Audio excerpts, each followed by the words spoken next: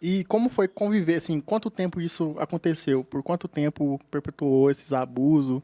Dos 4 aos 9. Só que nesse intervalo eu perdi um irmão e nessa perda do nosso irmão, meus pais deixaram de dar a atenção necessária para mim e a minha outra irmã para cuidar da outra irmã, porque ela era gêmea, ela sofreu muito, então a gente não teve o prazer de sentir o luto, a gente não teve aquela vivência do luto de verdade.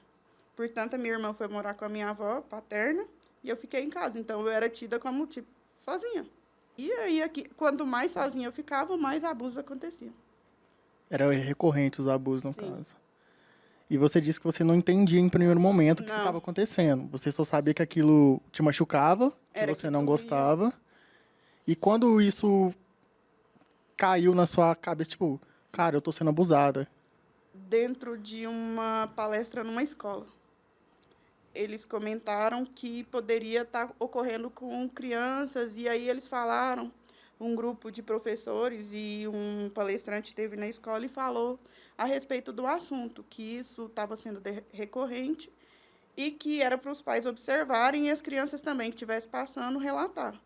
Só que na época eu não tive coragem. Mas aí você começou a entender do que Eu estava comecei a acontecendo. entender o que aconteceu e aí eu fui lá e falei para ele que se ele continuasse eu ia abrir a boca. Aí ele falou que judiaria, que faria um monte de coisa que esses psicopatas fazem.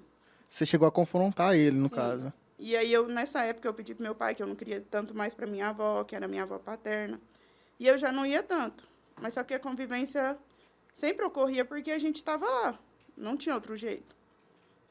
Mas eu convivi com isso até os meus 36 anos. Calada eu sofri. Mas a partir do momento que você confrontou ele ainda de alguma forma te procurava para tentar Sim, cometer o ato. ele tentou diversas vezes, depois que eu já tinha falado, que eu já tinha me posicionado, que eu não queria, que eu não aceitava, que aquilo era errado. Ele sempre tentava de alguma forma, eu esquivava, eu não dormia na minha avó, eu passava muito tempo sem ir lá. Mesmo morando do lado, eu evitava de ir na casa. Porque eu tinha medo, eu tinha pavor daquela situação.